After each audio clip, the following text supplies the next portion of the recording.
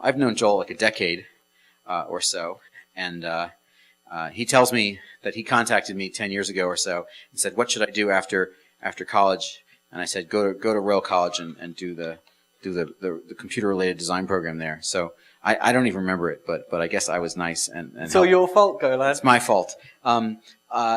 Since I'm hunting around in here for his bio, I'll just tell you that right now Joel is an independent developer in London, artist developer, where he works with a company called Hellicar&Lewis, of which he is half, doing all kinds of really exciting, interactive installations and events for major clients.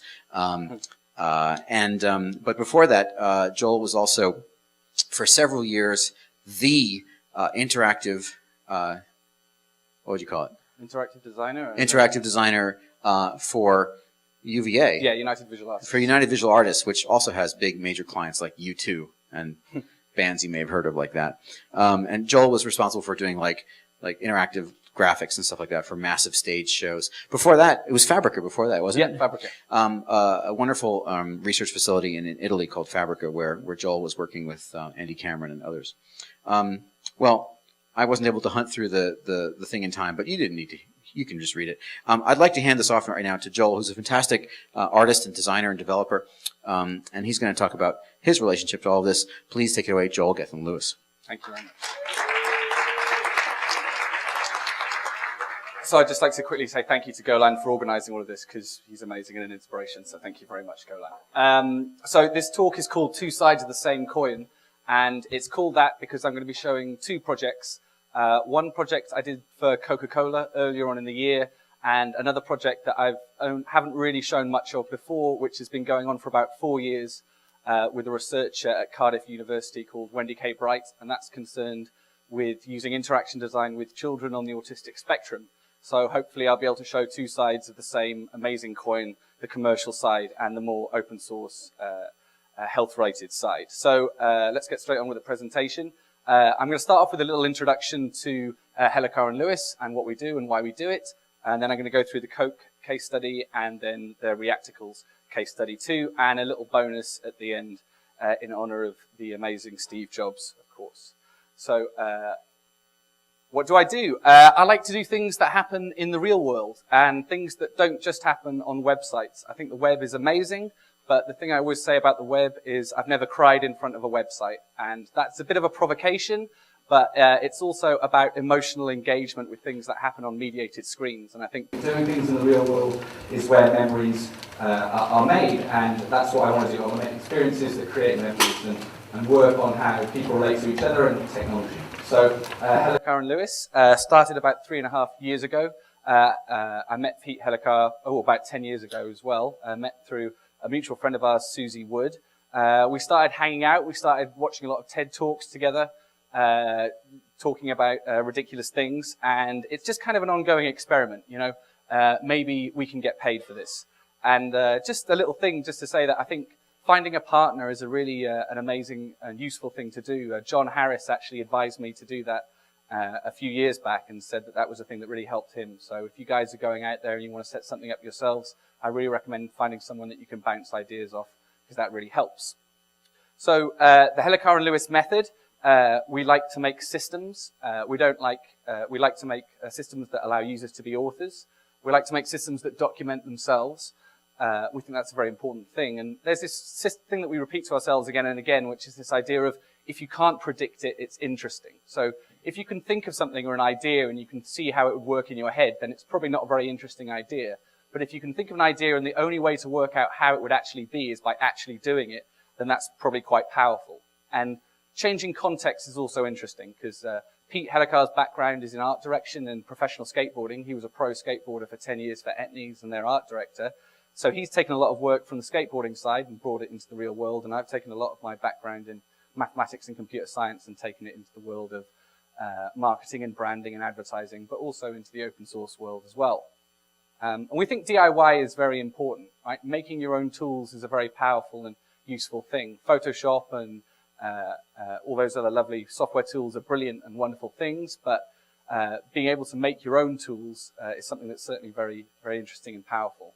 And the final thing, which was actually one of the reasons why my time with UVA ended, was that I was determined to actually open source everything I did. And I'm going to go out on a limb here, and I think that selling software is immoral. I'm just going to state it out there. I know it's a big thing, possibly a provocation as well, but I think open sourcing everything is a very powerful thing. You can get paid for using your knowledge and changing it and telling other people how to use it, but the duplication of bits, which cost nothing, I think is a pointless thing. So here's me and Pete on our first day in the office. This made me really happy because I just held up my Mac and took a photo on photo booth and went, "Hey Pete," and we both pulled a very, very stupid expression, the same one. And so I thought that was really a great thing. So as I said before, putting people in the moment is what we're interested in. We like to get people into that space where they're not thinking about their past or their future, they're in the now.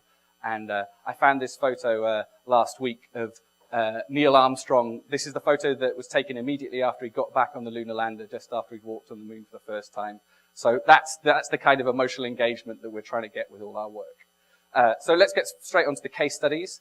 This first project is called Coke Music. It was done earlier on in the year, and it was done through Ian Tate at Wieden+Kennedy, Portland. He's the chap that did all the lovely Twitter work with what's that brand, that Old Spice. Yeah, that's the one. The Old Spice thing. I don't know if anyone saw that, where you could tweet at the Old Spice guy and he'd actually record a video right back to you. So he was riding that wave of internet fame, and CocaCola approached him and said, "We want to do a 24-hour music broadcast," but they'd got basically as far as just basically setting up a webcam in a studio and wanted to broadcast that to the world, but asked Ian to get a little bit more magic in there. And so he approached us as the whole Wieden+Kennedy Portland team were away for Thanksgiving weekend. So we became his office for the weekend and came up with an idea based around that. And this was the video that we showed to Coca-Cola at the beginning of our presentation. Wait a minute. Must show you this. Lickable wallpaper for nursery walls. Lick an orange. It tastes like an orange. Lick a pineapple. It tastes like a pineapple. Go ahead, try it. Oh. I got a plum. Grandpa, this banana's fantastic. It tastes so real. Try some more. The strawberries taste like strawberries. The snozberries taste like snozberries. Snozberries? Who ever heard of a snozberry? We are the music makers, and we are the dreamers of dreams. So that was the main sentence that we went to Coca-Cola with, and which was quite interesting to see their response. But they were excited about it. It was good. Then we started showing them, and the idea of that was that the musicians are dreamers of dreams, and we wanted to make their creative process public to the world. So we started stroking some egos by saying things like, "Hey, we're going to make it like the Rolling Stones in the Côte d'Azur recording sessions," and also taking some live broadcast reference from Radiohead's previous work with Scotch Mist and other In the Basement work, and also some ideas of projection mapping and augmenting the environment in the space with actual content from the Twitterverse. We were given this graphical visual identity system by Coca-Cola to work with. They'd given a massive graphic branding company $1 million to come up with some interesting things, and that's what they'd come up with. So we wanted to prove that we could think in a Coke way. So Pete generated this video with the help of everyone at Nexus Productions in London, who are the guys that represent us for commercial work. So this was something that we generated over the weekend there with the help of all the renderers. There's going to be a very loud piece of sound in a second, so I'm just going to take it down a little bit. Oh yeah, and it was with Maroon 5. There was quite an amazing moment when we were told that Maroon 5 were the band that we were going to be working with for this 24-hour broadcast. And I kind of pulled a face on the video broadcast going back to the Coca-Cola guys. And there was an African-American lady, a lawyer for Coca-Cola, who said, "Joel, you know, they've got great third world penetration." And that's when I realized that I really was stepping into the belly of the beast. But I think it's important to be pragmatic with these things and try to affect change by going into these organizations and showing them a better path rather than just screaming from the outside. So while Pete was working on that, I worked on this system diagram of how the system was going to work. I'll be asking questions on that later, so I hope you've all memorized that. And then we sent Maroon 5 this lovely graphic with them in the center. which was very important. So the idea was that we were going to have this music recording system going around them. They were going to make a song in 24 hours, and then around that we'd have an interactive projection system, and then that would leak out to the social media world, and then a broadcast system, and then finally PR and blog and media surrounding that. To show that we could actually do what we said we could do, I made a video quite early on using the Kinect to demonstrate some different kinds of interactivity. Hi everyone, I've got a pair of demos for you today, the first of which is a demonstration of some audio reactivity in our three-dimensional space, and the second one is actually some gestural control using the Kinect as a three-dimensional controller. So let me show the audio reactive one first. Here we are, we've got two planes in space. This is a simplification of our sculptural object, which is something that we've been using for development. And if I clap my hands, you'll see that bubbles are formed and respond in real time. Now, I know that's not particularly spectacular, but to show that to Coca-Cola, there was some mind blown even at that point. Preview here, and this is functioning fully in 3 dimensions. In 3D! And the responsivity continues no matter where the sound is coming from. Obviously, we'll be able to have a mixed audio system here, so that if we want to take from the bass or the guitar or the vocals or a mix of those three, we'll be able to do that. Now I'm going to show you a demonstration of using the Kinect as a three-dimensional controller in the space. You'll see here I've got a single plane. If I bring up my Kinect here, you can see that I've got almost a slice in space where I can track hand movements in 3 dimensions.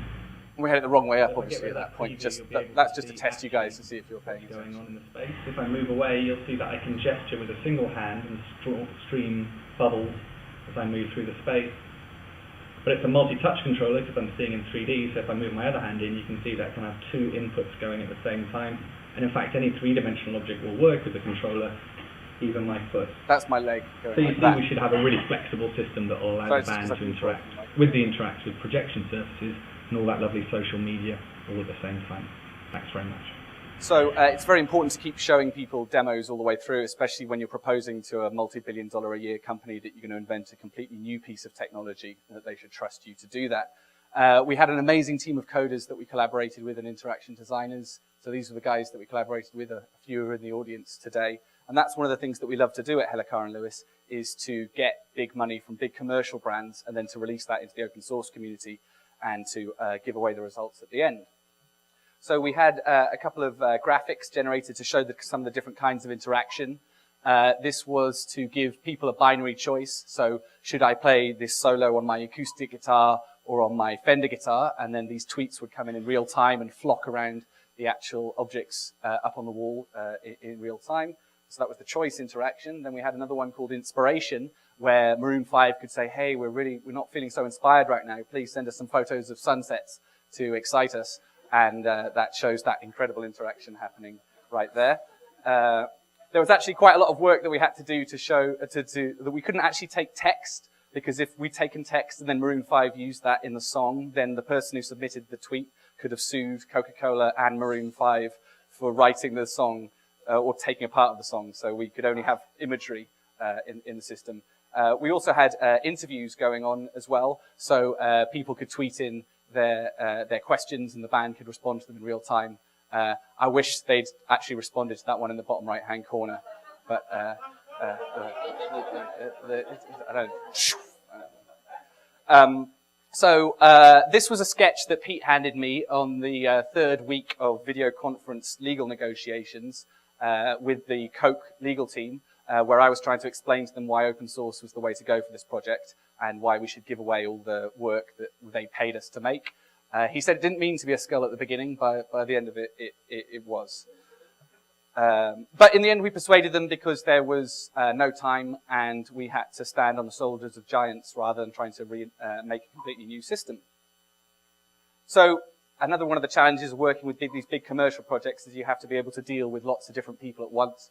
CocaCola, Wieden+Kennedy, Maroon 5, Lexus, Fruck, Nexus Interactive, HomeCorp, Streaming Tank, TVC, all these different companies. And I think it was really amazing earlier on in the workshop. Kyle McDonald actually came up to me and said, Joel, you're a facilitator.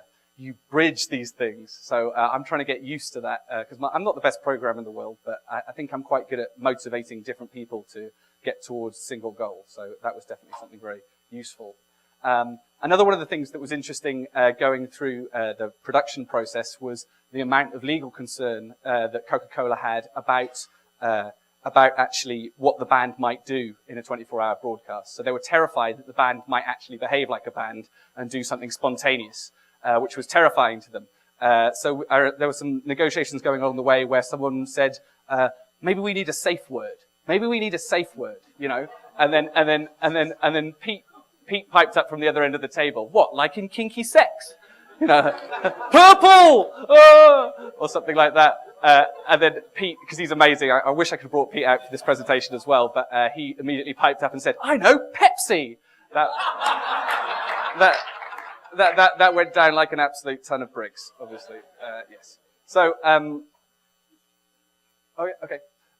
So we've got here some of the sculptural surfaces that we work with. We're working with some amazing set builders to make the installation as well, who'd also just worked on the Alien prequel. So I was gutted that I missed out on seeing those lovely walls. I'm going to keep on skipping through because we're quite tight on time, but this is just another little demo video that I made. Now I'm just going to take you through with the actual projection surface up. What we've got it now is we've got it in inspiration mode, so you can see we've got projection mapping going on here. As I move my hand, you can see I've got a gesture mapping up here, so you can see this halo coming through. I've got multi-touch, so I can put one hand up, I can put another hand up, and I've got these 2 points happening in real time. So now we can actually start introducing some content into the scene as well. Igor, if we could get some inspiration coming in. It wasn't just... So you can see those have just come in live from Twitter. I've got a real real icons coming in here. I can make a gesture and grab the object. I can move it around, and you can see I've got this trail of bubbles happening in real time as well. I can take my hand away, I can grab with another hand, I can make this movement completely intuitively in 3D. We can switch between modes as well. If we could switch over to interview mode, you can see I've got more social content coming in here. Finally, out of all the modes, we can go through to performance, which is what we have here. We've actually got audio reactive bubbles. See all these bubbles well worth $1 million. In real time. We've got this running with the Coke VAS, so we've got the continuity of the content all the way through from start to finish. These are all gestural objects as well. As you can see, this is reacting in real time, and I can grab that with my hand and move it around. So I'm going to keep moving on. Because you guys can watch the video on the Hellicar&Lewis website, but by the end of it, I was very, very tired. The 24-hour process was quite amazing. And I really want to show this Autism Project, so I'm going to skip on now to Reacticles and Semantics. So this is a project that I did with Wendy K. Bright from the Cardiff School of Art and Design. And it all came from going to the Royal College of Art and being diagnosed as being on the autistic spectrum. I'm on the autistic spectrum. I suspect that quite a few other people in this room are also on the spectrum. And it was really motivated by being shown this video from Wendy K. Bright's work. So this was all done in Macromedia Director about 6 years ago now. And Wendy, bless her, coded it all herself in Macromedia Director. And the idea was to make a therapeutic software system that would allow children on the autistic spectrum to interact and actually gain some therapeutic result out of these interactions. Now, one of the things that I like to do is break business models for the lulz. And another big motivation for this project was me going to some autism conferences and seeing these companies sell interaction rooms for £10,000 or £20,000 that had about £1,000 worth of hardware and some other bits of software in there. So basically ripping off disabled children. I'm sure there's a special circle of hell reserved for those people. So I thought I'd help them along the way by open sourcing the results of our work. So we've got two applications that we've developed. One's called Reacticles, which is a therapeutic piece of software, and then one's Semantics, which is for a tool for self-expression. One of the things that I learned about autism is this idea of stimming. I don't know if anyone's heard that term before, but it's the kind of ticking. So the vocalization or the touching yourself or repetitive behavior. And that's not that the children involved can't perceive enough. It's that they're perceiving too much, right? That they don't know where to put their attention. And that was the motivation of the Reacticles software, was to make something that would allow children to control their stimming just by using a piece of software. So Pete made some beautiful graphics and a whole visual system that was built from the ground up in collaboration with Wendy, and a whole series of interactions that were very simple and repetitive. And the idea was, you'll see some of the videos in a second, and some of these interactions seem almost too simplistic. But the idea is that the software always responds the same way, right? So to the child, that the response will always be the same. So the software is always predictable, and that's a wonderful thing about software, is it can be guaranteed to do the same thing absolutely every time. So in contrast to the external world, the software can form something that the child can use to hopefully reduce its medication.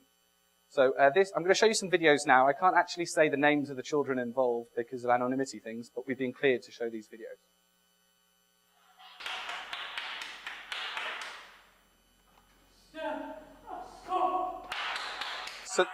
So this is a child that's completely non-vocal or barely vocal. And the interaction's very simple. It's just clapping with audio. This is all running through the Kinect in the space, so using the microphones from the Kinect, and also using the three-dimensional camera to do some imaging in space, which I'll show you in a second.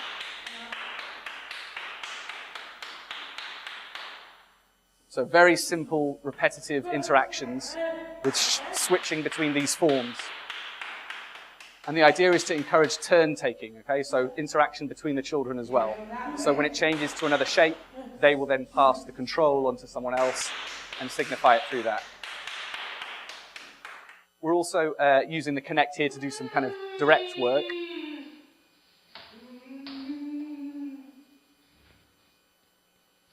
So this boy is one of the children that I really made a link with. I saw a lot of myself in him to a lesser extent because he is barely vocal as well. But it was quite an amazing experience to go back for repeated workshops and to actually see progress. I'm going to skip forward in the video if I can, just to show a final interaction. Oh, it's stupid bug in Keynote. But there's a moment later on this video. I'm going to skip on in a second. But there's a moment in the video when he actually he looked me in the eye for the first time ever, right? And he'd never ever looked me in the eye before. And his mother was actually in the room outside and said he never makes eye contact ever. And that was a really amazing emotional thing for me because he made a direct link, and that you can do that through software was an incredible thing to me, right? That you could have a genuine therapeutic result just by putting the child in front of some software was astounding to me. So he actually comes over and touches me on the arm in a second and looks me in the eye.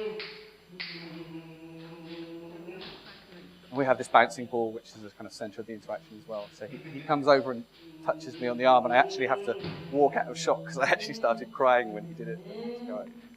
So the second project is Semantics, and this is all about making tools for self-expression, which is to try and give these children an artistic output.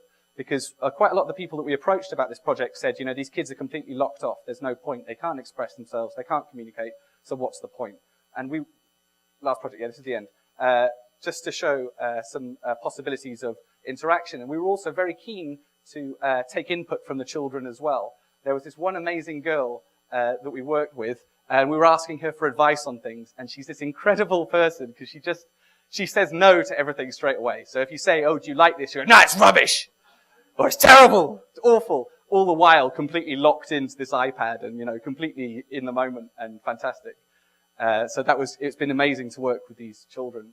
We've also done it, so we're releasing on the iPad as well, and through Open Frameworks, we've been able to make it completely cross-platform. And here's some interaction with the Kinect. So gestural work again.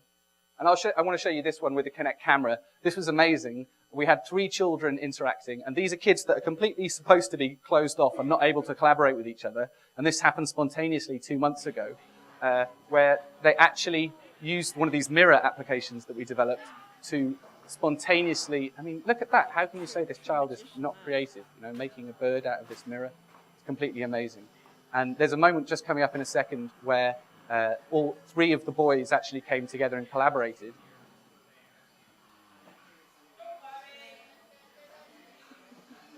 So this is multiple hands and, you know, embracing each other. So, and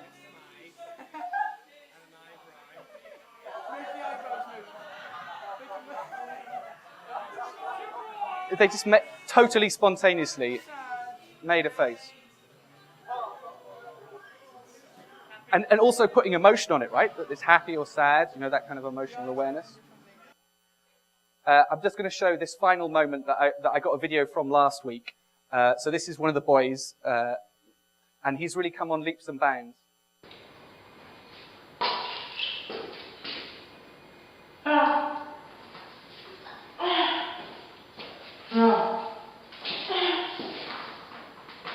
But just listen to what happens now.